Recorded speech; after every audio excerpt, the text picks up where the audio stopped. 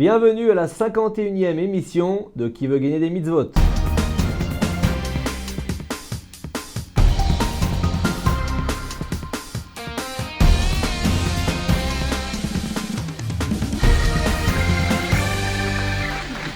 On reçoit aujourd'hui notre ami Sacha Amar de Marseille, je crois. Qu'est-ce que tu fais dans la vie? Pour l'instant, je suis à l'école. À quelle classe? Seconde. Dans quelle école? À Yavne à Marseille.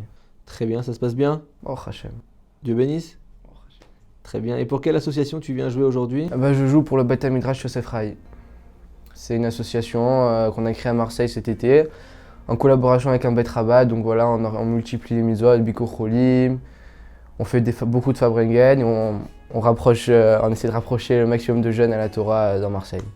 Alors, tu as beaucoup de chance puisque la cagnotte est à 4400 shekels. À toi de la faire augmenter et la remporter pour le Bet Midrash Yosef Rai. Yosef Rai. Est-ce que tu connais les règles du jeu? Oui. Tu les connais parfaitement? Moyen. Bon, alors vas-y, on va les répéter quand même. Les règles du jeu, c'est parti. Les règles du jeu sont simples. 5 questions posées au candidat avec 3 options de réponse.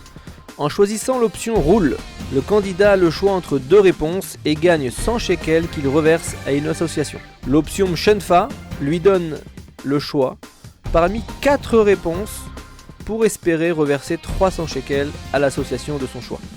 Ou encore l'option Blata qui permet de gagner 500 shekels en donnant directement la réponse sans choix de réponse.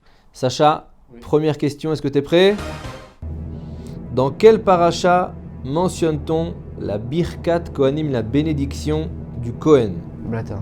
Blata? Mais Amar, c'est marocain. Blata. Bereshit.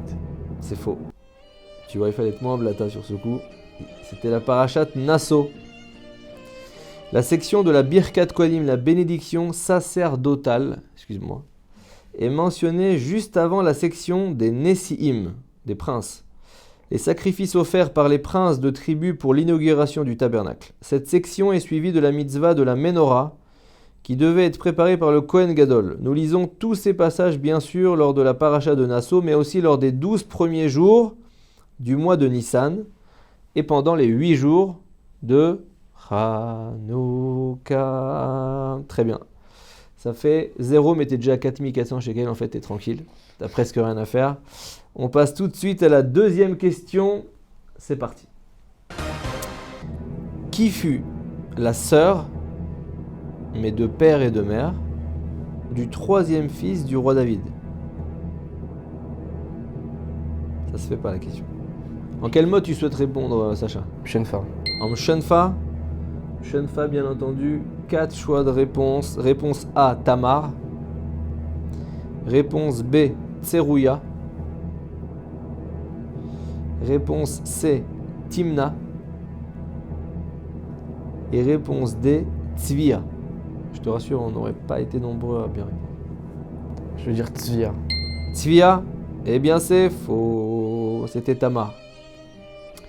En fait, Tamar est la seule fille du roi David mentionnée dans le texte biblique. Elle est la sœur du 3e fils du roi David, Avshalom. Tamar et Avshalom sont les enfants de Maacha, fille du roi Talmaï de Géchour. Suite au viol de Tamar par son demi-frère Amnon, Avshalom venge l'honneur de sa sœur en faisant assassiner Amnon. Cet épisode est le prélude à la rébellion d'Avshalom contre le roi David qui avait condamné le viol de Tamar sans le sanctionner. Aucune bonne réponse pour l'instant, mais 4400 shekels dans la cagnotte. Question 3, c'est parti. Complétez ce verset de Mishlé. Mishlé, c'est les proverbes du roi Salomon en hébreu. Le verset commence et dit Chanor lanahar alpidarko gam ki yaskin. Et j'ai besoin de la suite. En quel mode tu souhaites répondre? Roule. Roule. 2 choix de réponse? Oui. Réponse A, lo yatur mimena. Et réponse B, lo yasur mimena. Réponse B, lo yasur mimena. Lo yasur mimena, c'est la bonne réponse, bravo. Chanor lanar alpidarko gam ki yaskin lo yasur mimena, ça veut dire éduque le jeune selon sa voie et même avancé en âge, il ne s'en écartera pas. Comme toujours, les versets des proverbes recèlent de très nombreuses leçons. L'un des sens les plus célèbres de ce verset, c'est qu'il n'existe pas de recette miracle en matière d'éducation. L'éducation de chaque enfant doit en tenir compte de son caractère, de sa sensibilité, de son âge, de ses passions. On doit donc éduquer les enfants selon comment ils sont faits, ce qu'ils aiment, etc. On passe tout de suite, on a déjà 4500 shekels dans la cagnotte. On passe tout de suite à la question numéro 4. C'est parti. Sacha, selon le Rambam, il existe 3 catégories de bénédictions. Les birkot anéhénin, c'est les bénédictions de profit avant de consommer un aliment ou sentir une bonne odeur. Les bénédictions sur les mitzvot et quelles autres bénédictions? En quel mode tu souhaites répondre? Shonfa. Shonfa, 4 choix de réponse. Réponse A, les birkot à Oda. Réponse B, les birkot à Torah. Réponse C, les birkot à Ta'am. Et réponse D, les birkot à Reach. Birkot à Torah. Birkot à Torah, c'est faux. C'était les birkot à Oda. En français, les bénédictions sur les remerciements. Elles font partie de cette catégorie. Toutes les bénédictions qui louent la grandeur de Dieu, comme les bénédictions qu'on prononce à la vue d'un arc-en-ciel ou d'un éclair lorsqu'on entend le tonnerre, ça fait partie des 3 catégories de mitzvot qui sont écrites dans le Rambam, dans son livre Mishte Torah, Brachot, Perek numéro 1 et Halacha numéro 4. Toujours 4500 shekels dans la cagnotte. Pépère, ça va bien, hein? Tranquille. Un bon matelas. Question numéro 5, c'est parti. Quel sage du Talmud se mettait à l'entrée des mikvés des femmes? Blata. T'es sûr, hein? Tu nous as prouvé que t'étais pas tunisien la première question. Rabbi Yochanan. Rabbi Yochanan, c'est la bonne réponse, bravo. On apprend ça dans le Talmud, traité Baba Metzia à la page 84a. Rabbi Yochanan disait: quand les filles d'Israël sortent de leur mikvé, qu'elles m'observent afin qu'elles aient des enfants aussi beaux que moi, instruits dans la Torah comme moi. On apprend notamment de ce texte que la première chose qu'une femme aperçoit après son mikvé a une influence sur le caractère de ses enfants à naître.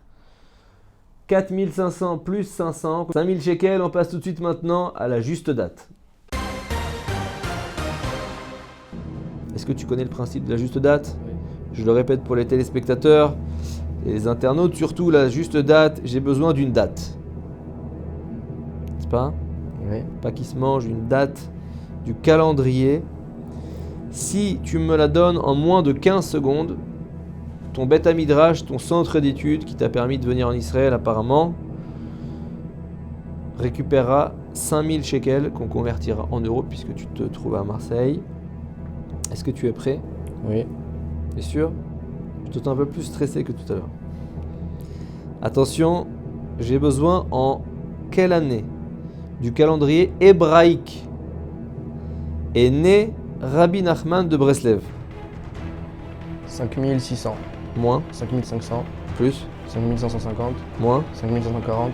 moins, 5530. plus, 5535. moins, 5534. moins, 5933. moins. 5932. C'est la bonne réponse. 5000 shekels. Bravo, magnifique. Est-ce que tu veux nous en dire plus sur le Beth Midrash dont tu fais partie? Est-ce que tu veux dédicacer peut-être à Léon Amar, à ta grand-mère? Ma grand-mère, Tion Saadoun, qui est le rave qui nous a poussé à créer ce Beth Midrash. Voilà, donc ça a bien démarré vraiment cet été. On multiplie Mifsaïm, tout ça. On rapproche le maximum de jeunes de la Torah, afin de Mashiach. Magnifique. Et tous ceux qui veulent aider ce Beth Midrash, vous pouvez aussi appeler ce numéro de téléphone-là. Merci beaucoup, tu as été un super candidat. À la semaine prochaine pour un nouveau Qui veut gagner des mitzvot. Hazak Ubaour.